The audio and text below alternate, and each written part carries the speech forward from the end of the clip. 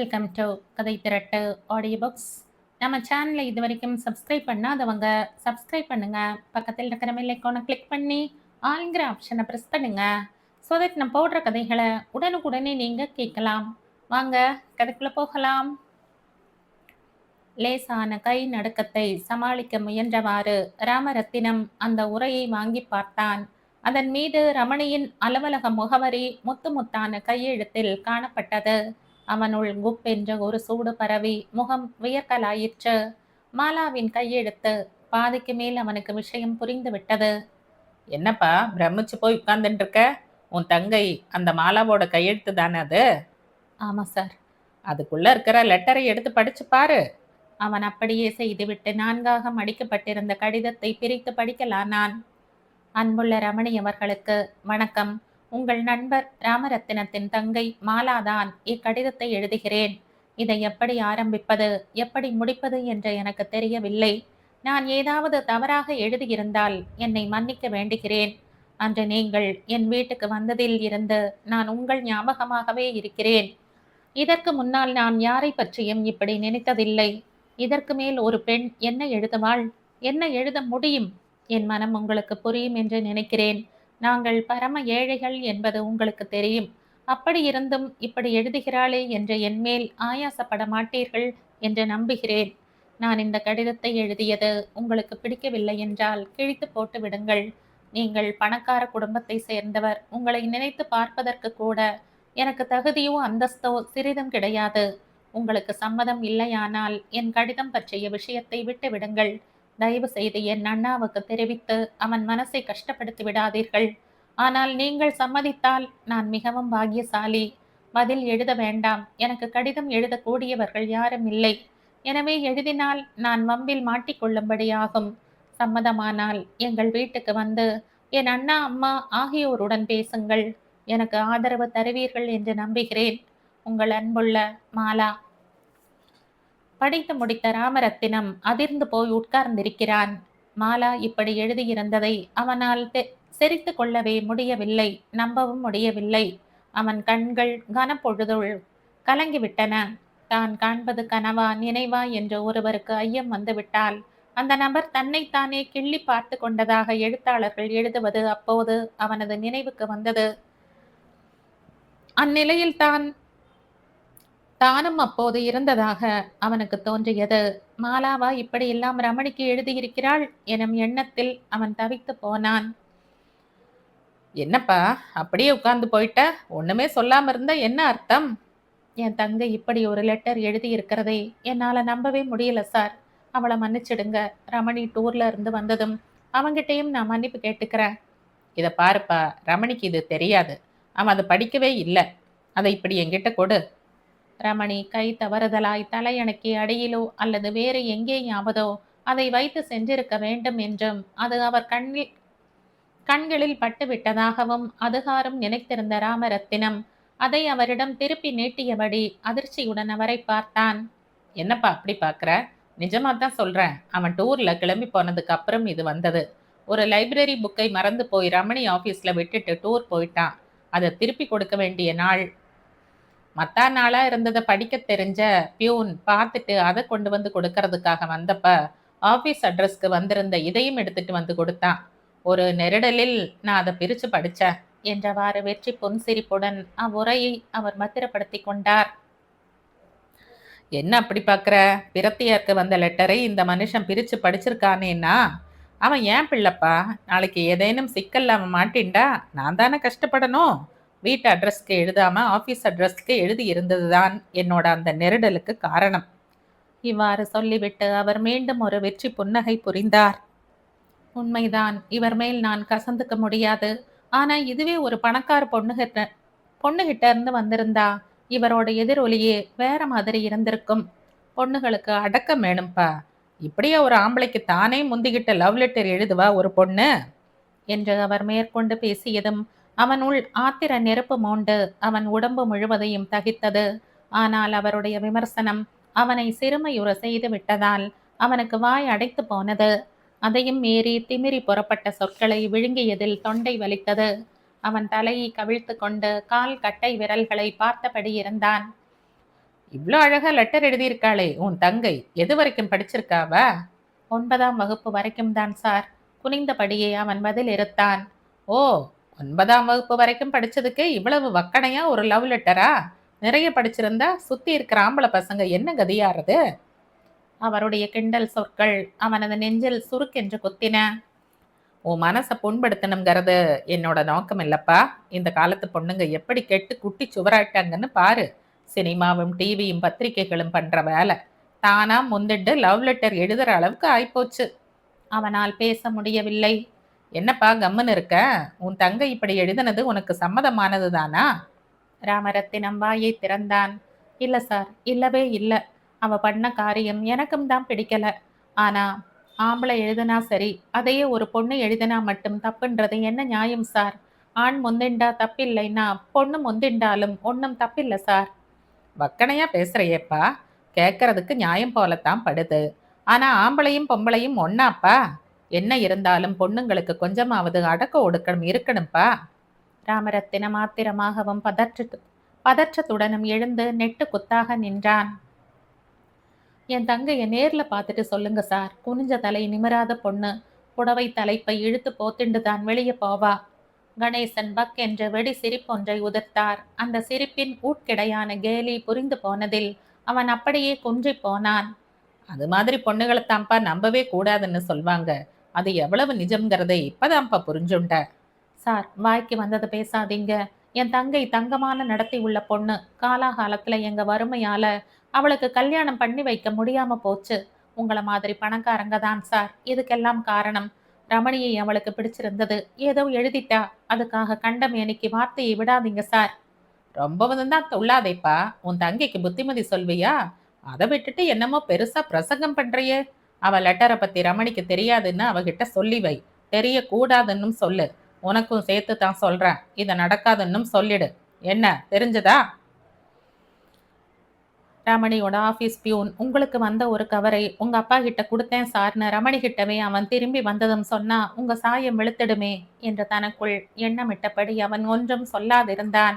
வாயில் என்னப்பா கொழுக்கட்டையா? அப்படியே ஆகட்டும் சார். வீட்டுக்கு போனதும் வேலையா உன் தங்கையை கண்டிச்சு வை. அடக்கியும் வை. இல்லனா அவ பாட்டுக்கு எவனையாவது இழுத்துண்டு ஓடி போயிட போறா. ராமரத்தினத்தின் கை விரல்கள் முட்டிகளாய் மடங்கின. நாவும் துடித்தது. வெகு பாடுபட்டு தன்னை கட்டுப்படுத்தி கொண்டான். ஒருவேளை இவரே மாலாவின் மாமனாராக நாளைக்கு வரக்கூடும். எதுக்கு வம்பு என்றும் அவனது சிந்தனை ஓடியது. அப்ப நான் வரேன் சார். செய். அவன் விடுவிடுவென்று நடந்தான். அவன் தன் வீட்டை நெருங்கிய போது அவன் அம்மா வாசற்படியில் அவனுக்காக காத்திருந்த தோரணையுடன் நின்று கொண்டிருந்தாள். பதற்றத்துடன், கோயிலுக்கு போன பொண்ணு இன்னும் வரலடா, கவலையா இருக்கு. அதான் வாசல்லையே நின்னுட்டு இருக்கேன். யாரைம்மா சொல்ற? மாலாவா? மாலா வீட்டில தான் இருக்கா. கோமதி தான் கோயிலுக்கு போயிருக்கா. போய் ரொம்ப நேரம் ஆச்சுடா. 7க்குள்ள திரும்புற பொண்ணை இன்னும் காணோம். அதான் கவலையா இருக்கு. நீ போய் கொஞ்சம் பார்த்துட்டு வாயேன். வீட்டுக்குள்ள நுழையறதுக்கு முந்தையே உன்னை விரட்டுறேன். எனக்கு ஒரே முட்டி வலி, நடக்கவே முடியல. அதான். பரவாயில்லம்மா, எந்த கோயிலுக்கு போயிருக்கா? நாதமுனி தெருவில் இருக்கிற ஐயப்பன் கோயிலுக்கு தான். சரிம்மா என்ற ராமரத்தினம். பாத்ரூமுக்கு மட்டும் போயிட்டு கிளம்புறம்மா என்றவாறே உள்ளே சென்றான். அடுக்களை வாசற்படி அருகே உட்கார்ந்திருந்த மாலா முணுமுணுப்பாய் கந்தர் சஷ்டி கவசம் படித்து கொண்டிருந்தாள். அவன் அவளை தாண்டி கொண்டு கொல்லைப்புறம் போனான். ரமணியின் அப்பாவுக்கு முன்னால் தன்னை தலை குனிய வைத்துவிட்ட அவள் மேல் அவனுக்கு கோபமே வரவில்லை. இறுகிய முகத்துடன் தோத்திரம் சொல்லிக் கொண்டிருந்த அவளை பார்க்க பார்க்க அவனுக்கு பாவமாகத்தான் இருந்தது. தன்னிடம் அவள் அது பற்றி முன்கூட்டி ஒரு வார்த்தை சொல்லி இருந்திருக்கலாம் என்று தோன்றியது.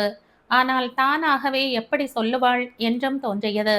காதல் கடிதம் எழுதுவது வேறு, காதலை உடன் பிறந்த அண்ணனிடமே சொல்லுவது வேறு என்று நினைத்தபடி அவன் கால்களை கழுவிக்கொண்டு கூடத்துக்கு வந்தான்.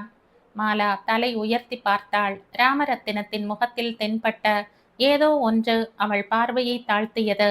அவள் அரையாய் புன்னகை செய்த பின் கையில் இருந்த தோத்திர புத்தகத்தில் விழிகளை பதித்தாள். அவன் அம்மாவிடம் சொல்லிக்கொண்டு படி இறங்கி கால்களை எட்டி போட்டான்.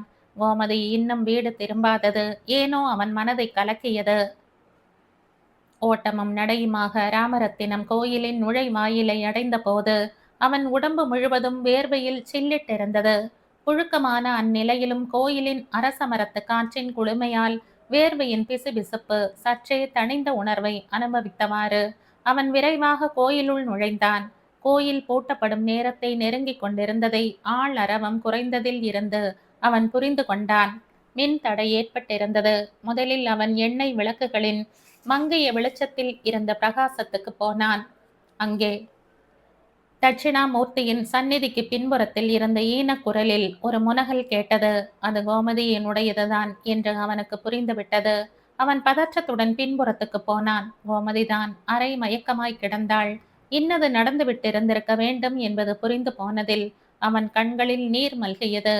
கோமதி, கோமதி, அண்ணா என்று குழறிவிட்டு அவள் அழத் தொடங்கினாள். ஷ், சத்தம் போட்டு அழாத என்று அவன் அவள் வாயை பொத்தினான். நடக்க முடியும் தானே? முகத்தை தொடச்சுண்டு கிளம்புமா, யாரும் நம்மை கவனிக்கிறதுக்கு முந்தி கிளம்பி போயிடணும். கோமதி மெதுவாக எழுந்தாள். அண்ணா, வேண்டாம், இங்க எதுவும் பேசாத, அப்புறமா பேசு. திடீர்னு கரண்ட் வந்தாலும் வந்துடும், அழாம வா. இருவரும் சேர்ந்து வெளியே வந்த பின் வீடு நோக்கி நடக்கத் தொடங்கினார்கள். வழியில் அம்மாவுக்கு இப்போதைக்கு எதுவும் தெரிய வேண்டாம், அம்மாவுக்கு இருக்கிற கவலைகளை போதும் என்றான். அவள் ஒன்றும் சொல்லாமல் நடந்தாள். அடுத்த தெருவை இருவரும் அடைந்ததும் தெரு விளக்குகள் எரியத் தொடங்கின. வெளிச்சத்தில் கோமதியை பார்த்த அவன் திடுக்குற்றான். முகத்தில் 2 இடங்களில் கீறல்கள் இருந்தன. கோமதி, முகத்துல கீறல் இருக்கு. கோயில்ல தடிக்கு விழுந்துட்டதாயும் முள்ளு குத்திட்டதாகவும் நீ சொல்லணும், தெரிஞ்சதா? அம்மா ஏன் இத்தனை நாழின்னு கேட்டா என்ன சொல்றது? முள் புதர்ல விழுந்துட்டதா சொல்லு. திடீர்னு அப்போ பவர் கட் வந்துடுத்துன்னும் அதனால பயந்துண்டு அப்படியே கிடந்ததாயும் சொல்லு. நான் வந்துதான் உன்னை அங்கே இருந்து மீட்டதாயும் சொல்லணும், தெரிஞ்சதா? சரி, ஆள் யாருன்னு சொல்ல முடியுமா? இல்லைண்ணா, அவன் திடீர்னு விளக்கு அணைந்ததும் என் வாயை இறுக்கமா பொத்தினான். ஆனா அண்ணா, எனக்கு எங்க இருந்துதான் அவ்வளவு பலம் வந்ததோ? நான் அவனை எதிர்த்து போராடினேன். அப்ப அவனோட கழுத்துல இருந்த மைனர் செயின்ல பாதி என் கையில் அகப்பட்டுடுதோ. இதோ அத இப்படி என்கிட்ட கொடு, நான் வச்சுருக்கேன் பத்திரமா. அவனை கண்டுபிடிக்க இது உதவியா இருக்கும். கண்டுபிடிச்சு 4 சாத்தாவது சாத்தனம் இல்லையா? எனக்கு வர்ற கோபத்துக்கு அவன் கையையும் காலையும் அப்படியே முறிச்சு போடணும் போல இருக்கு. அதெல்லாம் வேண்டாண்ணா, வீணா உனக்கு ஆபத்தை தேடிக்காத, விட்டுடு. அதை பத்தி அப்புறமா யோசிக்கலாம் என்ற ராமரத்தினம் அவள் கொடுத்த ஒரு சாண் நீளமுள்ள சங்கிலி துணுக்கை தன் சட்டை பையில் இருந்த பணப்பைக்குள் பத்திரப்படுத்தி கொண்டான். அந்த ஆளை பத்தின அடையாளம் ஏதாவது சொல்ல முடியுமா? நல்ல உயரம் அண்ணா, தலை பரட்டையா இருந்தது. எப்பவோ தோடு போட்டுண்டு இருந்திருப்பான் போல இருக்கு. காதுல துளை இருந்தது. வேற எதுவும் அந்த இருட்டுல எனக்கு தெரியல. சரி, வீடு நெருங்கின்னு இருக்கு, முகத்தை சாதாரணமா வச்சுக்க. என்னடி இத்தனை நாழி கோயில 2 பண்ணிட்டு வர்றியா என்றவாறு மகளை எதிர்கொண்ட பர்வதம் அவள் முகம் கன்றி கிடந்ததையும் அதில் தென்பட்ட அழுத்தமான கீறல்களையும் பார்த்து திடுக்கிட்டு போனாள். என்னடி முகம் எல்லாம் கீறல்? கோமதி ராமரத்தினம் சொல்லி கொடுத்திருந்தபடியே பொய் சொல்லி சமாளித்தாள். பிறகு அவள் சிரிப்பற்ற முகத்துடன் பின்கட்டுக்கு போனாள். பர்வதம், ஏண்டா ராஜா ஒரு மாதிரி இருக்க என்ற ராமரத்தினத்தை நோக்கி கேட்டாள். தினமும் இதே கேள்வியை கேட்டென்று. ஒரு மாதிரியும் இல்ல, ஆபீஸ்ல எக்கச்சக்க வேலை, ரொம்ப டயர்டா இருக்கு, வேற ஒண்ணும் இல்ல. உன் சிநேகிதன் அந்த ரமணியை நேர்ல போய் பார்த்து பேசேண்டா. அவனோட அப்பா மூலமா ஒரு நல்ல வேலையா தேடித்தர சொல்ல. ஆகட்டும் ஆகட்டும், எனக்கு பசியே இல்ல, ராத்திரி சாப்பாடு வேண்டாம் என்ற அவனது பார்வை அவனையும் மீறி மாலாவின் பக்கம் சென்றது. மாலாவின் பார்வையும் அவன் பார்வையை சந்தித்த பின் கணத்துக்கும் மேல் நீடிக்காமல் அகன்றது. அண்ணன் தன்னை உற்று பார்த்தது போல் அவளுக்கு தோன்றியது. ஒருவேளை ரமணி ராஜாவோடு பேசியிருந்திருப்பானோ என்று நினைத்தாள். அந்நினைப்பால் அவளுள் ஒரு படபடப்பு தோன்றியது. ரொம்ப நல்லா இருக்குடா, டயர்டா இருக்குன்னு சொல்ற. அத்தோட பட்னியோட படுத்தா காலையில எழுந்திருக்கும் போது இன்னும் சோர்வா ஆயிடுவ. வா வா, ஒரு வாய் சாப்பிட்டு விட்டு போய் படு என்ற பர்வதம் அவனை கட்டாயப்படுத்த அவன் வேண்டா வெறுப்புடன் கொஞ்ச நேரம் கழிச்சு சாப்பிட்றம்மா என்றபடி அகன்றான். அன்றிரவு அந்த வீட்டில் சின்னவன் ஜெயமணியை தவிர மற்றவர்கள் யாருமே சரியாக உறங்கவில்லை.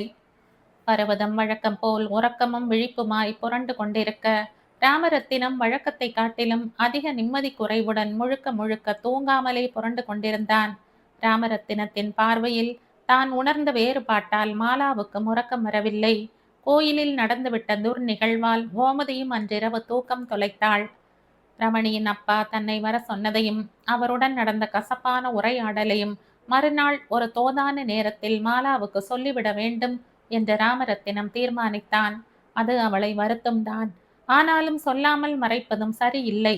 அவரது மனப்பான்மை அவளுக்கு கட்டாயம் தெரிந்திருக்க வேண்டும். ரமணியை பார்த்ததும் அது பற்றி தான் பேசிவிட வேண்டும்.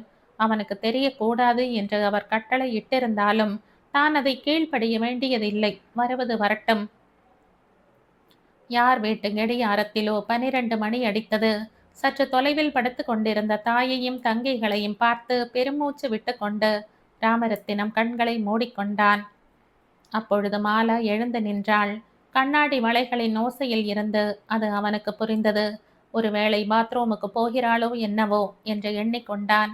ஆனால் மெல்ல எழுந்து நின்ற அவள் சுற்றுமுற்றும் பார்த்துவிட்டு மேசை பக்கம் சென்றதை கவனித்து அவன் அரைக்கண் மூடிய நிலையில் அவளை கவனித்தான். மேசை இழுப்பறையை ஓசைப்படாமல் திறந்த மாலா அதில் இருந்து ஒரு வெள்ளைத்தாள், எழுது அட்டை, பேனா ஆகியவற்றை எடுத்துக்கொண்டு மெல்ல நடந்து சமையல் அறைக்குள் புகுந்து கதவை சாத்தினாள். அவளது நோக்கம் ராமரத்தினத்துக்கு புரிந்தது. 2 நிமிடங்கள் தாமதித்தான். பின்னர் அவனும் மெதுவாக எழுந்து சமையலறை நோக்கி நடந்தான். கதவருகே நின்று சில நொடிகளை சிந்தனையுடன் கடத்திய பிறகு அவன் கதவை மெல்ல தட்டினான். மாலா வியப்புடன் கதவை திறந்தாள். அவள் எடுத்து சென்றிருந்த அட்டை, காகிதம், பேனா ஆகியன இப்போது அவள் கையில் இல்லை. அதை அடுப்புக்கு பின்னால் மறைத்திருப்பாள் என்று யூகித்தான் அவன். என்ன மாலா, இந்த நேரத்துல இங்க என்ன பண்ற? தண்ணி குடிக்க வந்த. அதுக்கு ஏன் வாய் திக்குது? எதுக்கு இந்த பொய் மாலா? ரமணிக்கு லெட்டர் எழுதத்தானே இங்க வந்த. உன்னோட லெட்டருக்கு அவன் ஏன் இன்னும் பதில் போடலைன்னு கேட்டுத்தானே எழுத போற? மாலாவின் தலை தாழ்ந்தது. கண்கள் நொடிக்குள் கலங்கிவிட்டன. எனக்கு எல்லாம் தெரியும் மாலா. அந்த ரைட்டிங் பேடையும் தாளையும் எடு. அவள் அடுப்புக்கு பின்னால் ஒளித்து வைத்திருந்த அவற்றை எடுத்து அவனிடம் நீட்டினாள். அன்புள்ள ரமணி அவர்களுக்கு வணக்கம். என் கடிதம் கிடைத்ததா எனும் வாக்கியங்களுடன் நின்றிருந்த அந்த காகிதத்தை சுக்கல் சுக்கலாய் கிழித்து ஜன்னல் வழியே வெளியே வீசினான். உடனேயே மாலா முகத்தை பொத்திக் கொண்டு ஓசை எழுப்பாமல் அழலானாள். அவள் தோள்கள் குலுங்கின. மாலா, கண்ணை துடைச்சுக்க. அம்மா எழுந்து வந்து என்ன ஏதுன்னு கேட்டா அசிங்கமாயிடும். முணுக்குனா அம்மாவுக்கு தூக்கம் கலைஞ்சிடும். உனக்கே தெரியும். அதனால அழறத முதல்ல நிறுத்து. ரமணிக்கு உன் லெட்டர் போய் சேரவே இல்லைன்னு, அதாவது அவன் அதை படிக்கவே இல்லைன்னு உனக்கு தெரியுமா? மாலா திகைப்புடன் கலங்கிய விழிகளை மலர்த்தி அவனை நோக்கினாள். அவன் டூர் போயிருக்கான். அந்த நாள் பார்த்து உன் லெட்டர் அவனுக்கு போயிருக்கு. அவனோட ஆஃபீஸ் பியூன் வேற ஏதோ புக்கோட அதையும் எடுத்துட்டு போய் அவன் அப்பா கிட்ட கொடுத்துருக்கான். கவர் மேல இருந்த கையெழுத்து ஒரு பொன்னாடுது மாதிரி இருந்ததாலேயும் அது ஏன் அவனோட ஆஃபீஸ் அட்ரஸுக்கு வந்ததுன்ற சந்தேகத்தாலேயும் அவரே அதை பிரிச்சு படிச்சுட்டார். ரமணி இன்னும் டூர்ல தான் இருக்கான். அவன் அப்பா என்னை கூப்பிட்டு அனுப்பினார். போனேன். என் வேலை விஷயமா இருக்கலாம்னு நினைச்சேன். ஆனா அவர் உன்னோட லெட்டரை என்கிட்ட கொடுத்து படிக்க சொன்னாரு. அதுவரை அவனை பார்த்து கொண்டிருந்த மாலா தலையை தாழ்த்தி கொண்டாள். ராமரத்தினம் தொடர்ந்தான். அவர் பேசினது எல்லாம் மறுபடியும் சொல்லி, உன் மனசை நான் நோகடிக்க விரும்பல. நீ ரமணிக்கு லெட்டர் எழுதினது அவனுக்கு தெரியவே கூடாதுன்னாரு. இனி எழுதவும் கூடாதுன்னாரு. அது விஷயமா ரமணி கிட்ட பேசக்கூடாதுன்னு என்னையும் எச்சரிச்சாரு. அவர் பேசிய தோரணையை பார்த்தா அவர் நம்மளை புழுவுக்கும் கேவலமா நினைக்கிறார்னு தோணுது. ஆனா நான் விடுறதா இல்ல. உன்னை ஏத்துக்கிறதோ நிராகரிக்கிறதோ ரமணியோட இஷ்டம். மாலா தலை உயர்த்தி நன்றியுடன் அவனை பார்த்துவிட்டு மீண்டும் தலை கவிழ்ந்தாள். ஆனா ஒண்ணு, இந்த சம்பந்தம் நமக்கு கொஞ்சம் கூட லாயக்கில்லாத சம்பந்தம். ரமணிக்கு விருப்பம் இருந்து அவன் ரொம்பவும் உறுதியா இருந்தால் ஒழிய இது நடக்கிறது சந்தேகம்தான். பார்க்கலாம். அவன் டூர்ல இருந்து வந்ததும் பார்த்து பேசுறேன். நீ போய் படுத்து தூங்கு. மாலா முதன் முறையாக புன்னகை புரிந்தாள். வெட்கத்துடன் அவனை ஏறிட்டு, ரொம்ப தேங்க்ஸ் ராஜா என்றபடி கண்களை துடைத்து கொண்டாள். பின்னர், நீ என்னை பத்தி கேவலமா நினைக்கல தானே என்று கேட்டாள். சிச்சி, அப்படியெல்லாம் நினைப்பனா என்றான் ராமரத்தினமும். ஆதரவாய் புன்னகை செய்தான். அம்மா என்னை பத்தின கவலையால சரியா தூங்குறது கூட இல்ல. அதான் எனக்குன்னு ஒரு வழியை நானே தேடிண்டா ஒரு பிரச்சனையாவது தீருமேன்னுதான். சரி சரி, போய் படுத்துக்கோ. அம்மா வந்து வச்சா கஷ்டம். கதவை திறந்து கொண்டு அப்போது பர்வதமே அங்கு வந்து விட்டாள். இருவரும் திகைத்து போய் அவளை பார்த்தார்கள். எல்லாத்தையும் கேட்டுண்டு தாண்டா இருந்த. கதவை சரியா சாத்தாதனால இடுக்கு வழியா நீங்க பேசினதெல்லாம் கேட்டது. 12 மணிக்கு மேல அண்ணனுக்கும் தங்கைக்கும் சமையல் கட்டில என்ன வேலைன்னு பார்க்கத்தான் எழுந்து வந்த. ரமணி வந்துட்டு போனதுல இருந்து இவன் மூஞ்சியே சரியில்லை. அன்னைக்கே நான் ஜாடையா சொன்னேன், அவங்கள 8 ஏணி வச்சாலும் நம்மால எட்ட முடியாதுன்னு. அதுக்கு உன்னோட இன்னொரு தங்கைக்காரி ரமணி மனசு வச்சா முடியும்னு சொன்னா. அது இவளை உசிப்பி விட்டுடுத்துன்னு தோணுது என்ற பர்வதம் மாலாவை முறைத்து பார்த்தாள். பாதி ராத்திரி வேளையில சத்தமா பேசாதம்மா. அவளை எதுக்குமா முறைக்கிற? அவ மேல என்ன தப்பு? என்னது? அவ மேல என்ன தப்பா? அழகா இருக்குடா நீ பேசுறது. ஒரு வாலிப பிள்ளைக்கு இவ லெட்டர் எழுதலாமா? என்னடி எழுதுன அவனுக்கு? அவன்தான் இவளை பத்தி என்ன நினைப்பா? அடி கடங்காரி! பர்வதம் கையை ஓங்கிக் கொண்டு மாலாவை நோக்கி பாய்ந்தாள். ராமரத்தினம் மாலாவை அப்பால் ஒதுக்கிவிட்டு, இப்ப என்னம்மா எடுத்து? இதுக்கெல்லாம் காரணம் வீட்டு பெரியவங்க தான். மாலா வயசுல உனக்கு கல்யாணமாகி ஒரு குழந்தையும் பிறந்தாச்சு. அதை நினைச்சு பாரு. அப்பா குடிச்சு குடிச்சு எல்லாத்தையும் பாழாக்காம 4 காசு சேர்த்து வச்சிருந்தா இது மாதிரி ஒரு நிலைமை நமக்கு வந்திருந்திருக்காது. எல்லாம் கிடக்க அவ மேல எதுக்கு பாயிர? அதுக்காக தப்பு வழியில போகணும்னுட்டு இல்லடா. இப்ப என்ன தப்பு வழியில போயிட்டா அவ? ஒரு தப்பும் நடக்கல. கண்ணியமா அவனுக்கு ஒரு லெட்டர் எழுதி கேட்டா, அவ்வளவுதான். லெட்டர் எழுதினதே தப்புங்கிற, அப்புறம் கண்ணியமான லெட்டர்ன்ற? என்னடி எழுதி தொலைச்ச? தப்பான வார்த்தை ஒண்ணு கூட இல்லம்மா அதுல. நானே படிச்சனே, உங்களை எனக்கு பிடிச்சிருக்கு, உங்களுக்கும் பிடிச்சிருந்தா எங்க அம்மாவை பார்த்து பேசுங்க அப்படின்னு எழுதியிருந்தா, அவ்வளவுதான். நீ என்னதான் அவளுக்கு வக்காலத்து வாங்கி பரிஞ்சு பேசினாலும் அவ செஞ்ச காரியத்தை நான் சரின்னு ஒத்துக்க மாட்டேன்டா. பொண்ணு பொண்ணா இருக்கணும். அந்த பிள்ளையே இவளை பத்தி என்ன நினைச்சுப்பா? தப்பா ஒண்ணு நினைச்சுக்க மாட்டான். அப்படி நினைச்சான்னா அது அவன் தப்பு. காலம் ரொம்ப மாறின்னு இருக்குமா. நான் ஆபீஸ்க்கு கிளம்பி போனதுக்கு அப்புறம் அவளை பிடி பிடின்னு பிடிச்சுக்காத, தெரிஞ்சதா? ரமணி டூர்ல இருந்து வந்ததும் அவனை நானே பார்த்து பேசலாம்னு இருக்கேன். அதான் சொன்னியே அவகிட்ட, கேட்டுண்டு தான் இருந்த. சரி சரி, படுத்துக்கோங்க 2 பேரும். கோமதியும் எழுந்து வந்தாள். என்னம்மா, உன் அக்காக்காரி என்ன காரியம் பண்ணியிருக்கான்னு அவளையே கேளுடி. என்னம்மா சொல்ற? அந்த ரமணிக்கு இவ லெட்டர் எழுதியிருக்காடி, என்ன கல்யாணம் பண்ணிக்குவியான்னு கேட்டு. நீ நாளைக்கு என்ன பண்ணி எங்க மானத்தை வாங்குறதா இருக்கியோ? கோமதி வியப்புடன் மாலாவை பார்த்தாள். அவள் தலை தாழ்ந்திருந்தது. சரி சரி, எல்லாரும் போய் படுக்கலாம் வாங்க என்ற ராமரத்தினம் கூறவும் அனைவரும் தத்தம் படுக்கைக்கு சென்று படுத்தார்கள். சில நொடிகளில் பர்வதம் மூக்கை உறிஞ்சிய ஓசை கேட்டது. அம்மா, இப்ப என்னத்துக்குமா அழற என்ற ராமரத்தினம் அவளை சமாதானப்படுத்துகிற குரலில் வினவினான். பணக்கார பையன் மேல இப்படி ஆசை வச்சுட்டாளே இவ. இது நடக்குமா? என் வயித்துல வந்து பிறக்கிறதுக்கு இதுங்க என்ன பாவம் பண்ணிட்டுங்களோ? கடவுளேன்ட்டு அழறண்டா. அதுக்கு கடவுளை நொந்து என்ன லாபம்? நான் தான் ரமணியை போய் பார்க்குறேன்னு சொன்னேன்ல. அவன் என்ன சொல்றாங்கிறத கேட்டுட்டு அப்புறமா அழவோ சிரிக்கவோ செய். அதுக்கு முன்னாடியே உன் கண்ணீரை எல்லாம் வீணாக்கிடாத. அப்போ உனக்கே தெரியறதில்ல நான் அழத்தான் வேண்டி இருக்கும்னு. ஐயோடா, ஒரு பேச்சுக்கு சொன்னம்மா. ரமணி நல்ல பையன். அவனுக்கு மாலாவை பிடிச்சிருந்தா எப்படியாவது சாதிச்சுடுவான். ஒரே பிள்ளை வேற. பார்க்கலாம். எல்லாரும் இப்ப தூங்குங்க. மணி 12:30 கொஞ்ச நேரத்தில் பர்வதத்தின் மெல்லிய குரட்டை ஒலி கேட்கலாயிற்று. மாலா, தூங்கிட்டியா என்ற கோமதி அவளை தொட்டு வினவினாள். இல்லடி, என்ன கேட்க போற? சொல்ல தாண்டி போற. இன்னைக்கு கோயில்ல எந்த பொண்ணுக்கும் நடக்க கூடாதது எனக்கு நடந்துடுத்துடி. என்னடி சொல்ற? குரலை தாழ்த்தி கொண்ட கோமதி அன்று நடந்தது பற்றி விவரிக்க, அதிர்ந்து போன மாலா தன் காதல் பற்றிய கவலையை ஓரங்கட்டினாள். தங்கைக்கு நேர்ந்து விட்ட கொடுமையை அவளால் தாங்க முடியாமல் போயிற்று. அவள் தன் கையை நீட்டி கோமதியின் தோள் மேல் போட்டு கொண்டாள். அவளையும் மீறி அவளுக்கு அழுகை பொங்கியது. கோமதியும் அழுதாள். அழாதேடி கோமதி. அம்மாவுக்கு இப்போதைக்கு எதுவும் தெரிய வேண்டாண்டி. சொல்லித்தான் தீரணுங்கிற மாதிரி ஏதேனும் இக்கட்டு நேர்ந்தா மட்டும் சொன்னா போதும். ஐயோ, உன் வாயால் அப்படி சொல்லாத. நெருப்புன்னு சொன்னாலே நாக்கு வெந்துடாதடி கோமதி. எல்லாத்தையும் பத்தி நாம யோசிச்சு வைக்கணும் தானே. அதான் சொல்ற. அப்படி எதுவும் ஆகாது.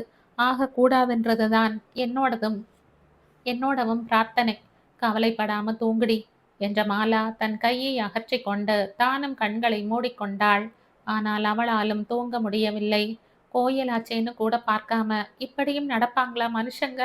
ச்ச, அப்படி ஒரு வெறியா எனும் நினைப்பே அவள் மனதில் சுற்றி சுற்றி வரலாயிற்று. வெகு நேரம் கழித்துத்தான் அவளால் கண் அயர முடிந்தது. வீட்டை அடைந்த பின் கொஞ்ச நேரம் போல் ஒரு புத்தகத்தின் சில பக்கங்களை படித்த சேதுரத்தினம் பிறகு படுக்கையை உதறி போட்டுக்கொண்டு படுத்தான். இன்னும் 4 நாட்கள் கழித்து தான் மதுரைக்கு தன் அலுவலக வேலையாக பயணிக்க வேண்டியது ஞாபகம் வர 2 நாட்களுக்கு விடுப்பு எடுத்துக்கொண்டு கோயமுத்தூர் போய்விட்டு அங்கிருந்தே மதுரைக்கு போனால் என்ன என்று அவனுக்கு தோன்றியது. மதுரையில் இருந்து திரும்பி வந்ததும் வத்தலபாளையத்துக்கும் அப்படியே போய் நாசுக்காக விசாரித்ததில் லலிதாவை பற்றி ரங்கனுக்கு வந்த அந்த மொட்டை கடிதம் அறவே பொய்யான செய்தியை தாங்கியது என்று அவனிடம் சொல்லிவிட வேண்டியதுதான் என்று அவன் முடிவு செய்தான். தனக்கு தெரிந்த உண்மையை சொன்னால் இருவர் வாழ்க்கையும் பாழாகிவிடும். அதுக்கு நான் காரணமாக கூடாது. அப்படி பார்த்தால் இந்த ரங்கனுக்கு எப்படிப்பட்ட இறந்த காலம் இருக்கிறதோ யாருக்கு தெரியும்? சிறிது நேரத்தில் அவன் உறங்கிவிட்டான். நல்ல உறக்கத்தில் இருந்த அவன் திடுக்கென்று விழித்து கொண்டான். கதவு இடைவிடாமல் தட்டப்பட்ட ஓசையில் தான் அவன் விழித்து கொண்டான். மின் தடையால் அழைப்பு மணி வேலை செய்யவில்லை. அவன் கை மின் விளக்கை பொருத்தி மணி பார்த்தான். அதிகாலை 4 மணி. அவன் ஜன்னல் வழியாக எட்டி பார்த்தான். தந்திங்க, ரொம்ப நேரமா கதவை தட்டிக்கிட்டு இருக்கேன். அவன் ஜன்னல் வழியாகவே கையை நீட்டி தாளில் கையெழுத்து போட்டு தந்தியை பரபரப்புடன் பெற்றுக்கொண்டு கை மின் விளக்கு வெளிச்சத்தில் அதை பிரித்தான். சேதுரத்தினத்தின் தூக்க கலக்கம் அறவே நீங்கியது. உடனே புறப்பட்டு வரவும் ஊர்மிளா என்ற தந்தி வாசகம் கூறியது. வேறு விவரம் ஏதும் அதில் இல்லை. உடனே கிளம்பி வரும் அளவுக்கு என்ன அவசியம் நேர்ந்திருக்கும் என்பதை சொல்லாத அத்தந்தி அவனை கலவரப்படுத்தியது.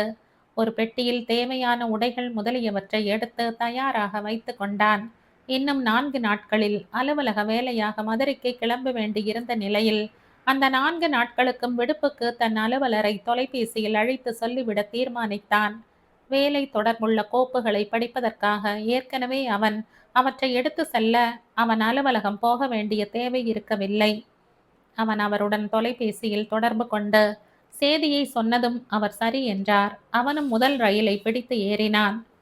கோயமுத்தூரில் ஊர்மிளாவின் ஒன்றுவிட்ட அக்காவின் வீட்டை அடைந்து அவன் கூப்பிடு மணியை அழுத்தியதும் பணிப்பெண் ஓடி வந்து கதவை திறந்தாள். ஊர்மிளாவுக்கு வலி எடுத்திருப்பதால் அவளை அருகில் இருந்த மருத்துவமனையில் சேர்த்திருப்பதாகவும் அவள் அக்கா அங்கே ஆவலுடன் தங்கி இருப்பதாகவும் சொல்லி அதன் முகவரியையும் அவள் அவனுக்கு தெரிவித்தாள். அவள் கொடுத்த காஃபியை குடித்ததும் அவன் தன் பெட்டியை அங்கே வைத்துவிட்டு கை பையை மட்டும் எடுத்துக்கொண்டு கிளம்பி விட்டான். மருத்துவமனையின் குறிப்பிட்ட அறையை அடைந்து ஊர்மிளாவை சந்திக்கும் வரை அவன் அவனாக இல்லை. அவனை பார்த்ததும் ஊர்மிளா புன்னகை செய்தாள். அவள் கட்டிலுக்கு அருகே ஒரு நாற்காலியில் உட்கார்ந்திருந்த அவள் அக்கா நாகவல்லி, வாங்க மாப்ள உட்காருங்க என்று உபசரித்து எழுந்தாள். அவள் வேறு நாற்காலியில் அமர அவன் அவள் காலி செய்ததில் உட்கார்ந்தான். என்ன ஆச்சு? நாகவல்லி சிரித்து, ஒன்றும் ஆகல, வலிக்குதுன்னா உடனே இங்க சேர்த்துட்டேன். இது பொய் வலின்னு எனக்கு தோணித்து. இருந்தாலும் தலை பிரசவம் ஆச்சேன்னு ஜாக்கிரதையா இருக்கணுங்கிறதுக்காக உடனே இங்க வந்துட்டோம். ஊர்மிளா உங்களை பார்க்கணும்னா அதான் தந்தி கொடுத்தோம். கவலைப்படுறதுக்கு ஒண்ணுமே இல்லை. பிரசவத்துக்கு இன்னும் 1 வாரத்துக்கு மேல ஆகும்னுட்டாங்க. நீங்க பேசிட்டுருங்க, நான் நர்ஸ் பார்த்துட்டு வரேன் என்ற நாகவல்லி நாசுக்காக வெளியே போனாள். ஏய், என்னடி இப்படி என்ன காபராப்படுத்திட்ட? நம்ம பையன் ரொம்ப சேட்டை பண்றானா? பையன்னு நீங்களே முடிவு பண்ணிட்டீங்களா? அப்படின்னு இல்லை, ஒரு பேச்சுக்கு சொன்னேன். எதுவானா என்ன, நம்ம குழந்தை இல்லையா? ஆமாமா, சிலருக்கு பொண்ணுன்னா ஒரு உதாசீனம். நான் அப்படி இல்லைங்க. பொண்ணு பிறந்தா தூக்கி எறிஞ்சிடவா போறோம்? அதானே, உங்க அம்மா அப்படி உன்னை தூக்கி எறிஞ்சிருந்தா நீ எனக்கு கிடைச்சிருந்திருப்பியா? ஊர்மிளா சிரித்தாள். பயந்து போய்த்தானே தந்தி கொடுத்த? ஆமாங்க, நீங்க பக்கத்துல இருக்கணும்னு தோணித்து, அதான். சரியான பயந்தாங்குள்ளியா இருக்கையே. நம்ம பயம்தான் நம்ம முதல் எதிரி. பயப்படாத ஊர்மிளா, தைரியமா இரு. ஊர்ல இருக்கிற எல்லா பொண்ணுங்களும் தானே பிரசவிக்கிறாங்க, நீ மட்டுமா? என்னமோ தெரியலைங்க, எனக்கு ரொம்பவே பயமா இருக்கு. அவநம்பிக்கையாகவும் இருக்கு. பயப்படாதம்மா, எல்லாம் நல்லபடியாவே நடக்கும். உங்களை பார்த்ததும் தெம்பு வந்துடுத்துங்க. எத்தனை நாள் லீவு எடுத்திருக்கீங்க? 4 நாள். ஆனா 4ஆம் நாள் நான் மதுரைக்கு ஒரு இன்ஸ்பெக்ஷனுக்கு போகணும். அங்க 2 நாள் இருந்துட்டு இன்ஸ்பெக்ஷன் முடிஞ்சதும் திரும்பிடுவேன். உன் தந்தி விவரமா இல்லாததால நான் எப்படி பயந்து போயிட்டேன் தெரியுமா? இப்படியா அறையும் குறையுமா தந்தி கொடுக்கறது? வேற எப்படி கொடுக்கறதாம்? வலி கண்டுடுச்சு வாங்கண்ணா என்று கேட்டுவிட்டு ஊர்மளா இடி இடி என்று சிரித்தாள். அவனும் சிரித்தான். அப்போது நாகவல்லி நர்ஸுடன் திரும்பி வந்தாள். இவருதான் உங்க வீட்டுக்காரரா? வணக்கம் சார். இவங்களை டிஸ்சார்ஜ் பண்ணலாம்ட்டாரு டாக்டர். குறைஞ்சது இன்னும் 1 வாரமாவது ஆகும்ட்டாங்க என்று அவள் தெரிவித்தாள். கொஞ்ச நேரம் கழித்து மூவரும் ஒரு டாக்ஸியில் வீடு நோக்கி கிளம்பி போனார்கள். சாப்பாடு ஆனதன் பிறகு ஓய்வாக இருந்த நேரத்தில் சேதுரத்தினம் ரங்கன் லலிதா விஷயம் பற்றி அவளுக்கு சொல்லிவிட்டு, நீ என்ன சொல்ற ஊர்மிளா? உண்மையை சொல்லாம இருக்கிறது தப்புன்னா, இல்லாட்டா அதை சொல்லாம இருக்கிறது தான் சரின்னா என்று அவள் வாயை கிண்டினான். அவன் தன் முடிவின்படியே நடக்க எண்ணியிருந்தாலும் அவளது கருத்து என்னவாக இருக்கும் என்று தெரிந்து கொள்ள அவாவினான். ஐயையோ வேணாங்க, பழைய குப்பையை எல்லாம் நாம எதுக்குங்க கிளறணும்? அவங்க 2 பேரோட வாழ்க்கையும் பாழா போயிடும்ங்க. வேணாம். சில சந்தர்ப்பங்கள்ல நாம உண்மையை சொல்லாம இருக்கிறது தான் நல்லதுன்னா, அப்படித்தாங்க அதை சொல்லாம இருந்திடணும். போஸ்ட் மார்ட்டம் எல்லாம் செய்யக்கூடாதுங்க. கரெக்ட். நானும் அப்படித்தான் செய்யறதா இருக்கேன். இருந்தாலும் உன்னோட அபிப்பிராயம் என்னவா இருக்கும்னு தெரிஞ்சுக்க ஒரு ஆவல். அதான் கேட்டேன். உண்மைய சொல்லிடுங்கன்னு நீ சொன்னாலும் கூட நான் சொல்றதா இல்ல. ஆமாங்க, நமக்கு எதுக்கு அந்த பாவம்? சேதுரத்தினம் பெருமை ததும்பிய விழிகளால் அவளை நோக்கினான். நீ எவ்வளவு நல்லவ ஊர்மிளா! ஒரு பொண்ணுக்கு இறங்கணுங்கிறதுக்காக அப்படி சொல்றியா? இல்ல? அவன் முடிக்காமல் இழுத்தபோது அவள் குறுக்கிட்டாள். ஒரு பொண்ணோட வாழ்க்கை மட்டும்தான் இதுல சம்மந்தப்பட்டிருக்கா என்ன? உங்க நண்பர், அவர் ஒரு ஆம்பள தானே? அவரோட வாழ்க்கையும் தானே இதுல சம்மந்தப்பட்டிருக்கு. 2 பேரோட நிம்மதியும் அதுல அடங்கி இருக்கும்போது, ஏன் பொண்ணோடத பத்தி மட்டும் பேசுறீங்க? நல்லா பேசுறியே! சும்மா உன்னை சீண்டி பார்த்தேன். உன்னை மனைவியா அடைஞ்ச நான் உண்மையிலேயே பாக்கியசாலி. நாம 2 பேருமே பாக்கியசாலிங்க தாங்க. உங்கள பார்த்ததும் தெம்பு வந்துடுத்துங்க. எத்தனை நாள் லீவு எடுத்திருக்கீங்க? 4 நாள். ஆனா 4ஆம் நாள் நான் மதுரைக்கு ஒரு இன்ஸ்பெக்ஷனுக்கு போகணும். அங்க 2 நாள் இருந்துட்டு இன்ஸ்பெக்ஷன் முடிஞ்சதும் திரும்பிடுவேன். உன் தந்தி விவரமா இல்லாததால நான் எப்படி பயந்து போயிட்டேன் தெரியுமா? இப்படியா அறையும் குறையுமா தந்தி குடுக்கறது? வேற எப்படி குடுக்கறதாம்? வலி கண்டுடுச்சு வாங்கண்ணா என்று கேட்டுவிட்டு ஊர்மலா இடி இடி என்று சிரித்தாள். அவனும் சிரித்தான். அப்போது நாகவல்லி நர்ஸுடன் திரும்பி வந்தாள். இவருதான் உங்க வீட்டுக்காரரா? வணக்கம் சார். இவங்கள டிஸ்சார்ஜ் பண்ணலாம்ட்டாரு டாக்டர். குறைஞ்சது இன்னும் 1 வாரமாவது ஆகும்ட்டாங்க என்று அவள் தெரிவித்தாள். கொஞ்ச நேரம் கழித்து மூவரும் ஒரு டாக்ஸியில் வீடு நோக்கி கிளம்பி போனார்கள். சாப்பாடு ஆனதன் பிறகு ஓய்வாக இருந்த நேரத்தில் சேதுரத்தினம் ரங்கன் லலிதா விஷயம் பற்றி அவளுக்கு சொல்லிவிட்டு, நீ என்ன சொல்ற ஊர்மிளா? உண்மையை சொல்லாம இருக்கிறது தப்புன்னா, இல்லாட்டா அதை சொல்லாம இருக்கிறது தான் சரின்னா என்று அவள் வாயை கிண்டினான். அவன் தன் முடிவின்படியே நடக்க எண்ணியிருந்தாலும் அவளது கருத்து என்னவாக இருக்கும் என்று தெரிந்து கொள்ள அவாவினான். ஐயையோ வேணாங்க, பழைய குப்பையை எல்லாம் நாம எதுக்குங்க கிளறணும்? அவங்க 2 பேரோட வாழ்க்கையும் பாழா போயிடும்ங்க. வேணாம். சில சந்தர்ப்பங்கள்ல நாம உண்மையை சொல்லாம இருக்கிறது தான் நல்லதுன்னா, அப்படித்தாங்க அதை சொல்லாம இருந்திடணும். போஸ்ட் மார்ட்டம் எல்லாம் செய்யக்கூடாதுங்க. கரெக்ட். நானும் அப்படித்தான் செய்யறதா இருக்கேன். இருந்தாலும் உன்னோட அபிப்பிராயம் என்னவா இருக்கும்னு தெரிஞ்சுக்க ஒரு ஆவல். அதான் கேட்டேன். உண்மையை சொல்லிடுங்கன்னு நீ சொன்னாலும் கூட நான் சொல்றதா இல்ல. ஆமாங்க, நமக்கு எதுக்குங்க அந்த பாவம்? சேதுரத்தினம் பெருமை ததும்பிய விழிகளால் அவளை நோக்கினான். நீ எவ்வளவு நல்லவ ஊர்மிளா! ஒரு பொண்ணுக்கு இறங்கணுங்கிறதுக்காக அப்படி சொல்றியா இல்ல? அவன் முடிக்காமல் இழுத்தபோது அவள் குறுக்கிட்டாள். ஒரு பொண்ணோட வாழ்க்கை மட்டும்தான் இதுல சம்மந்தப்பட்டிருக்கா என்ன? உங்க நண்பர், அவர் ஒரு ஆம்பள தானே?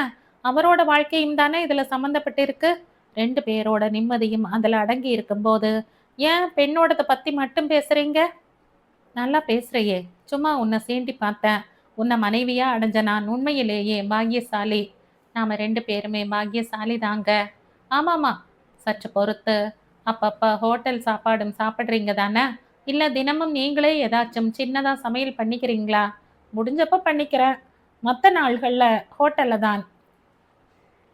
அதுலயும் ராத்திரி டிஃபன் கண்டிப்பா ஹோட்டல்ல தான். அங்க எனக்கு ஒரு புது சிநேகித பையன் கிடைச்சிருக்கான். +2 படிச்சுட்டு வேற வேலை கிடைக்காததுனால அங்க சர்வரா இப்போதைக்கு இருந்துட்டு இருக்கான். நல்ல பையன். ஆனா ஏழை. 2 தங்கைங்க இருக்காங்க கல்யாணத்துக்கு. அப்பா இல்ல. குடிச்சு குடிச்சே உடம்பு கெடுத்துண்டு செத்து போனாராம். அம்மா இருக்காங்க. 2 தங்கைகளையும் எப்படித்தான் கரையேத்த போறேனோன்னு கவலைப்படுறான். அதான் எனக்கும் கவலையா இருக்கு. உங்களுக்கு என்னத்துக்குங்க ஊராம் வீட்டு கவலை எல்லாம்? நீங்க உருகிறத பார்த்தா அந்த பொண்ணுங்கள்ல ஒன்ன சின்ன வீடா செட்டப் பண்ணிடுவீங்களோன்னு எனக்கு சந்தேகம் வருது. பிள்ளைத்தாச்சி பொண்ணுன்னு கூட பார்க்காம அறையலாம் போல இருக்கு. என்ன அசட்டு பேச்சு இது?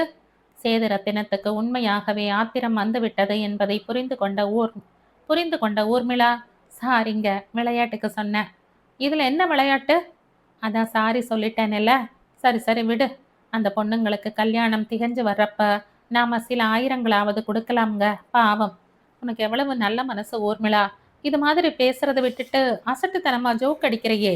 ஜோக்க ரசிக்கிறதுக்கும் ஒரு ரசனை வேணும்ங்க. இது மாதிரி ஜோக்குகளை எல்லாம் ரசிக்கிறது ஒரு ரசனைன்னா அந்த ரசனையில இடி விழ. அவள் சிரித்தாள்.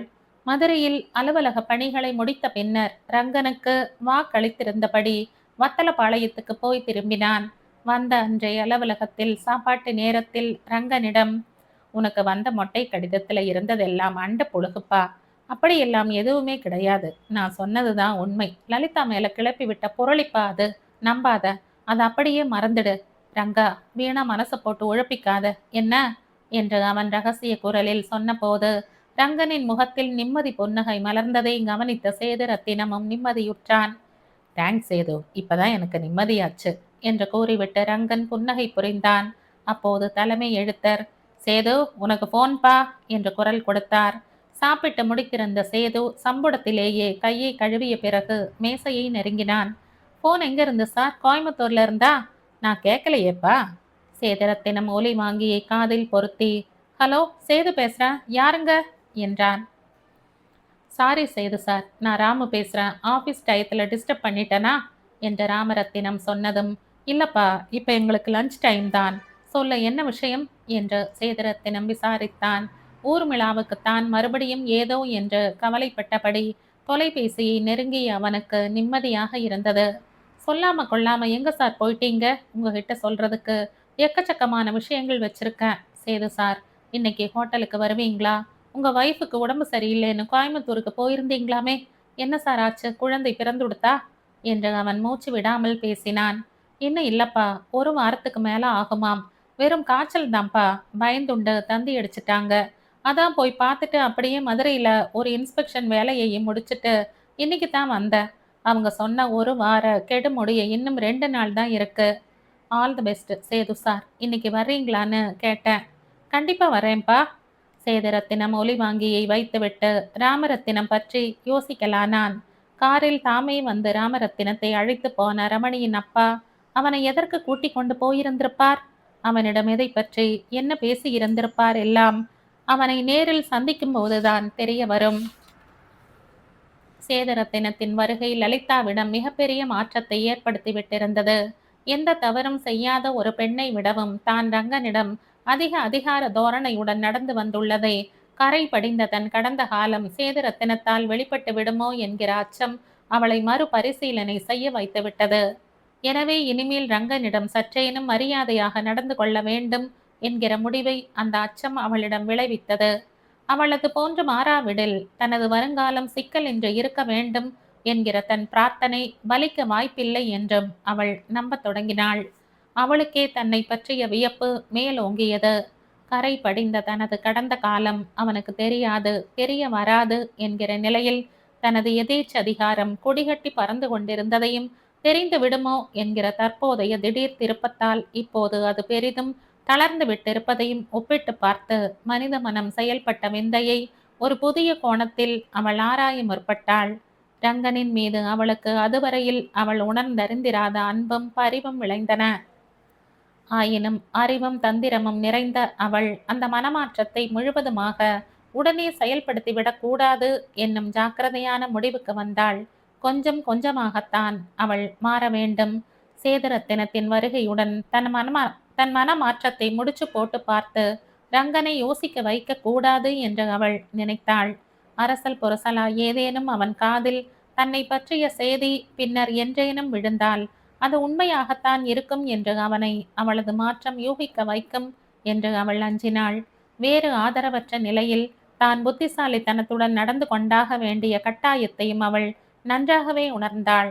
விளைவுகள் பற்றிய எச்சரிக்கை உணர்வுகள் அற்றிருந்த இள வயதில் காதலன் என்று தான் நம்பிய ஒருவனிடம் ஓடிப்போய் வாழ்ந்து ஒரு குழந்தையையும் பெற்ற உறுத்தல் அவ்வப்போது அவளுக்கு வந்து கொண்டுதான் இருந்தது. அது வந்த போதெல்லாம் அந்த குழந்தை உயிருடன் இருந்திருந்தால் அதற்கு இப்போது என்ன வயதாக இருக்கும் என்பதை கணக்கிடவும் அவள் தவறியதே இல்லை. தனக்கு விரைவில் ஒரு குழந்தை பிறந்தால் நன்றாக இருக்கும் என்று எண்ணினாள். கால தாமதம் விளைந்தால் அவளை ரங்கன் மருத்துவரிடம் இட்டு செல்லக்கூடும். அப்போது அவள் ஏற்கனவே கருத்தரித்தது பற்றிய பேச்சை அவனிடமே தற்செயலான உரையாடலின் போது மருத்துவர் குறிப்பிட நேர்ந்தால் ஆபத்து. முதல் குழந்தை பற்றி அவர்களிடமே விசாரித்து விட்டால் வம்பு. எனவேதான் விரைவில் தாய்மை உறுவது பல வழிகளிலும் தன்னை காக்கும் என்று அவள் எண்ணினாள். ரங்கனுக்கு சொல்லாமல் ஒரு பெண் மருத்துவரிடம் சென்று பரிசோதித்து கொண்டால் என்ன என்று அவளுக்கு தோன்றியது. அன்று மாலை சேதரத்தினம் ஹோட்டலுக்கு போனான். ஒரு மேசைக்கு அருகில் நின்ற வாடிக்கையாளரிடம் பில்லை கொடுத்து கொண்டிருந்த ராமரத்தினம் அவனை கண்டதும் விரைந்து வந்தான். சௌக்கியமா சேது சார்? நீ எப்படி இருக்க? ஒன்றும் சொல்லிக்கிறாப்புல இல்லை சார். இன்னைக்கு டியூட்டி முடிஞ்சதும் பீச்சுக்கு வர்றேன். அங்கே விவரமா எல்லாம் சொல்கிறேன். சரிப்பா, நீங்கள் இல்லாமல் எனக்கு கை ஒடிஞ்ச மாதிரி இருந்தது சார். என்னமோ தெரியல, உங்களோட மனசு விட்டு பேசி பழகணும்னு தோணுது. என்னோட மற்ற சிநேகிதங்க கிட்ட எனக்கு இல்லாத மன நெருக்கம் உங்ககிட்ட எனக்கு ஏற்பட்டிருக்கு. சேது சார், சரி, என்ன சாப்பிட்றீங்க? சூடா மசால் தோசையும் சப்பாத்தி குருமாவும் இருக்கு. என்ன கொண்டு வரட்டும்? சப்பாத்தி குருமா கொண்டு வா. ஏன் உன் கண்ணு கலங்கி இருக்கு? ரொம்ப பெரிய கேடு ஏற்பட்டு போச்சு சார். பீச்சில் சொல்கிறேன். சேது சார், இங்கே பேச முடியாது. எதுவானாலும் மனசை மட்டும் தளர விடாதப்பா. ராமரத்தினம் முகத்தை திருப்பி கொண்டு சப்பாத்தி எடுத்து வர அகன்றான். சற்று பொறுத்து சப்பாத்தி குருமா தட்டுகளுடன் வந்த அவன் அவற்றை மேசையில் வைத்துவிட்டு, சாரி சேது சார், நான் ஒரு சுயநலக்காரன். உங்கள் விஷயம் பற்றி நான் விசாரிக்கவே இல்லையே. உங்கள் வைஃப் எப்படி இருக்காங்க? உடம்பு சரியில்லைன்னு கோயம்புத்தூர் போனதா சொன்னீங்களே என்றான். அவங்களுக்கு காய்ச்சல் எல்லாம் இல்லை. ஆஃபீஸில் வச்சு விவரமாக பேச முடியல. போய் வலின்னுவாங்கல்ல, அது வந்திருக்கு. பயந்து போய் எனக்கு தந்தி கொடுத்துட்டாங்க. அதான் போய் பார்த்துட்டு வந்தேன். ஒரே நாளில் வலி நின்னுடுத்து. நானும் கிளம்பி வந்துட்டேன். கொஞ்சம் பயந்த சுபாவம், நான் பக்கத்தில் இருக்கணும்னு தோணி இருக்கு. அதான் உடனே கிளம்பி வர சொல்லி தந்தி கொடுத்துட்டாங்க. நான் பயந்து தான் போயிட்டேன். என்னமோ ஏதோன்னு. பாவம் சார் இந்த பொண்ணுங்க. அவங்களுக்கு தான் எத்தனை கஷ்டங்கள். ஆம்பளைங்க கொடுத்து வச்சவங்க சார். அப்படி சொல்லிட முடியாது ராமு. கடவுளோட படைப்புல நாம குத்தம் காணக்கூடாது. கடவுள் என்னவோ எல்லாம் சரியாத்தான் படைச்சிருக்கார். மனுஷன் பண்ற தப்புகளால தான் ஏற்ற தாழ்வுகள், பேதங்கள், அநியாயங்கள் இதெல்லாம் ஏற்பட்டு போறது. சரி, நீ போய் உன் வேலையை கவனி. முதலாளி இந்த பக்கம் பார்க்கறாரு. ராமரத்தினம் உடனே அகன்று காஃபி போடும் மேடை பக்கம் போனான். மிக அருகில் பின்னால் காலடி ஓசை கேட்டு அது ராமரத்தினத்துக்கு உரியதுதான் எனும் யூகத்துடன் சேதுரத்தினம் திரும்பி பார்த்தான். அவன்தான் வந்து கொண்டிருந்தான். வாப்பா ராமு, வா வா, உட்காரு. ராமரத்தினம் அவனுக்கு எதிரில் அமர்ந்து கொண்டான். சில நொடிகளுக்கு பிறகு, சொல்லு ராமு, நீ என்ன சொல்ல போறியோன்னு கவலையா உட்கார்ந்துட்டு இருக்க. என்ன ஆச்சுப்பா? அன்னைக்கு பீச்சுக்கு வரேன்னு சொல்லிட்டு என்னால் வர முடியாமல் போச்சு இல்லையா? ஆமாம், நானே கவலைப்பட்டு ஹோட்டலுக்கு போய் விசாரித்தேன். யாரோ காரில் வந்து உன்னை அவசரமாக கூட்டிட்டு போனதா உன்னோட தோஸ்து கணபதி சொன்னா. ரமணியோட அப்பா தானே? ஆமாம் சேது சார், அவர்தான். அது என் தங்கை சம்மந்தப்பட்ட ரகசியம் சார். நியாயமாக பார்த்தா அதை நான் உங்ககிட்ட சொல்கிறது கூட தப்பு தான். இருந்தாலும் உங்கள் மேலே உள்ள நம்பிக்கையால். வேணாம் ராமு, அப்போ சொல்லாத, அது தப்பு. இல்லை சேது சார், பரவாயில்ல, உங்ககிட்ட சொல்கிறதுக்கு என்ன. என் முதல் தங்கை மாலான்னு பேர். அவள் ஒரு தப்பு பண்ணிட்டா. என் ஃப்ரெண்டு ரமணிக்கு லெட்டர் எழுதிட்டா. அவனோட ஆஃபீஸ் அட்ரஸுக்கு. அதாவது அவனை தான் விரும்புகிறதாயும் அவனுக்கும் அதில் சம்மதம்னா என்னோடவும் எங்கள் அம்மாவோடவும் வந்து பேசுங்கன்னும் அதில் எழுதிட்டா. அப்போது ரமணி ஊரில் இல்லை, ஆஃபீஸ் விஷயமா டூர் போயிருந்தா என்று தொடங்கி அவன் அப்பா அதை பிரித்து படிக்க நேர்ந்தது எப்படி என்பதை அவன் விளக்கினான். ஓ, அதை பற்றி பேசுறதுக்கு தான் அவர் உன்னை கூட்டிட்டு போனாரா? ஆமாம், என் தங்கைக்கு அடக்கம் பத்தாது, அது இதுன்னு அவளை பற்றி ரொம்பவும் கேவலமாக பேசிட்டார் சேது சார். அவர் பேசுனது தப்பு. நானும் அப்படித்தான் சொன்னேன். அவர் ஒத்துக்கலை. அது மட்டும் இல்லை, ரமணிக்கு மாலாவுடைய லெட்டர் பற்றி எதுவுமே தெரியக்கூடாதுன்னுட்டாரு. அவ இனி அவனுக்கு எழுதக்கூடாதுன்னு சொன்னாரு. அது அந்த பையனோட இஷ்டம். இவர் யாரு அப்படியெல்லாம் சொல்றதுக்கு? அப்புறம் ராமரத்தினம் எல்லாவற்றையும் அவனிடம் விவரமாக சொன்னான். சொல்லி முடித்துவிட்டு, ரமணி நாளைக்கு தான் டூர்ல இருந்து திரும்புறான். அவனோட பேசுப்பா. அந்த கணத்தில் சேது ரத்தினத்துக்கு பின்னால் நடந்து சென்ற இருவரில் ஒருவன் சொன்ன சொற்கள் மிக தெளிவாக ராமரத்தினத்தின் செவிகளில் விழுந்தன. சேது ரத்தினத்துக்கு எதிரே அவன் உட்கார்ந்திருந்ததால் அவர்களை அவனால் நன்றாய் பார்க்க முடிந்தது. அவன் மயிர்கால்கள் குத்திட்டன. அவன் மிக சன்னமாக, சேது சார், கொஞ்சம் எழுந்து என்னோட வாங்க. எதுவும் பேசாதீங்க, கேட்காதீங்க, அப்புறம் எல்லாம் சொல்றேன் என்று கூறிய பின் எழுந்து அவ்விருவரையும் பின்பற்றி நடக்கலானான். சேதுரத்தினமும் ஒன்றும் பேசாமல் வியப்புடன் ராமரத்தினத்தோடு நடக்கலானான். சேதுரத்தினத்துக்கு ஒன்றும் விளங்கவில்லை. எனினும் ராமரத்தினம் கேட்டுக்கொண்டபடியே எதுவும் பேசாமலும் கேள்வி எதுவும் கேட்காமலும் அவனோடு நடந்தான். ஆனால் அவனுக்கு ஒன்று மட்டும் புரிந்தது. அந்த 2 மனிதர்களையும் தாங்கள் பின்தொடர்ந்து கொண்டிருந்தனர் என்பது. எம்புட்டு பணம்டா கிடைச்சிச்சு? 2 பவுன் போக 2 பவுன் தானே பாக்கி இருந்துச்சு. லீலாராம் சேட்டு 10,000 கொடுத்தான். பழகுன சேட்டா இருந்ததால அம்புட்டு கொடுத்தான். எல்லாத்தையும் இன்னாடா பண்ண? 2 ஒயின் ஷாப்ல 8,000 கடை இருந்துச்சுல்ல, அத்தை அடைச்சேன். ஒரு 1000 செலவழிஞ்சு போயிடுச்சு. மீதி 1000 இருக்கு. ராமரத்தினம், சேது சார், 2 பேர்ல பரட்டை தலையோட இருக்கிற ஆளை கவனிச்சு வச்சுக்கங்க. விஷயம் எல்லாம் அப்புறம் சொல்றேன். கொஞ்சம் வேகமா நடந்து அவங்கள தாண்டி போய் தற்செயலா திரும்புற மாதிரி திரும்பி நல்லா பார்த்து வச்சுக்கணும் அவங்க 2 பேரையும். இன்னும் சொல்லப்போனா அவங்கள ஃபாலோ பண்ணி போய்தான் அவங்க யாரு என்னங்கிற சங்கதியை எல்லாம் கண்டுபிடிக்கணும் என்றான் கிசுகிசுப்பாய். இருவரும் அப்படியே அவர்களை கடந்து சென்று நன்றாக பார்த்து வைத்து கொண்டார்கள். சேது சார், எல்லா விவரமும் அப்புறம் சொல்றேன். எவ்வளவு நேரமானாலும் இவங்களை ஃபாலோ பண்ணிட்டு போய் இவங்க இருப்பிடத்தை கண்டுபிடிச்சே ஆகணும். செஞ்சுடலாம். இருவரும் மெல்ல நடந்தார்கள். பரட்டை தலையனும் மற்றவனும் தங்களை கடந்து சென்ற பின் அவர்களை பின்தொடர்ந்தார்கள். இருவரில் வழுக்கை தலையனாக இருந்தவன் பாதி வழியில் பிரிந்து சென்றதன் பின் பரட்டை தலையனை இருவரும் பின்தொடர்ந்தனர். பரட்டை தலையன் பேருந்து நிறுத்தத்தை அடைந்து நின்றான். இவர்களும் நின்றார்கள். சற்று பொறுத்து வந்த 25ஆம் இலக்கமிட்ட பேருந்தில் அவன் ஏறினான். இவர்களும் ஏறி அவன் எங்கு இறங்குவான் என்பது தெரியாத நிலையில் கடைசி நிறுத்தத்துக்கு பயண சீட்டு எடுத்தார்கள். இவர்கள் வாங்கிய பிறகே அவன் ஸ்டெர்லிங் ரோடு நிறுத்தத்துக்கு சீட்டு வாங்கினான். இருவரும் அவனுக்கு பின்னால் நின்று கொண்டிருந்தார்கள். ஸ்டெர்லிங் ரோடு நிறுத்தத்தில் அவன் இறங்கினான். அவர்களும் இறங்கி அவனுக்கு பின்னால் சற்றே இடைவெளி விட்டு நடந்தார்கள். நேர்பாதையில் சிறிது தொலைவு நடந்த பிறகு அந்த ஆள் ஒரு குறுக்கு சந்தினுள் புகுந்து நடந்தான். 2ஆம் குறுக்கு சந்து என்ற தெருமுனை அறிவித்தது. சந்தின் கோடியில் இருந்த ஒரு குடிசை வீட்டின் கதவை திறந்து கொண்டு அவன் உள்ளே போனான். இருவரும் எதிரே நடைபாதையில் நின்று அந்த வீட்டை கவனித்தார்கள். மிக சிறிய வீடு அது. கடைசி வீடாக இருந்ததால் தெருவில் நடப்பவர்கள் போல் வீட்டை இருவரும் சுற்றினார்கள். ஒளிந்திருந்த வீட்டுக்குள் கவனித்ததில் அவன் மட்டுமே அதில் இருந்தது தெரிந்தது. ஒருவேளை குடும்பம் இல்லாதவனாக இருக்கக்கூடும், அல்லது குடும்பத்தினர் வெளியூர் சென்றிருக்கலாம் என்று நினைத்தார்கள். ஒரே ஓர் அறையும் ஒரு சிறு கூடமும் மட்டுமே அடங்கிய வீடு அது என்று கண்டார்கள். கூடத்தின் ஒரு ஓரத்தில் தகர கதவுடன் தென்பட்ட சிறு தடுப்பறை கழிப்பறையாக இருக்கலாம் என்று யூகித்தார்கள். சற்று பொறுத்து அவன் அவ்வறை கதவை தள்ளிவிட்டு நுழைந்த போது அது கழிப்பறைதான் என்று கண்டார்கள். சேது சார், நான் சந்தேகப்பட்ட ஆள் இவன் தானாங்கிறத முதல்ல கண்டுபிடிக்கணும். வாங்க போகலாம். எல்லாம் விவரமா சொல்றேன். இருவரும் தெருவுக்கு வந்து நடக்கத் தொடங்கினார்கள். இந்த கதையின் தொடர்ச்சியை அடுத்த பதிவில் கேட்கலாம். நன்றி.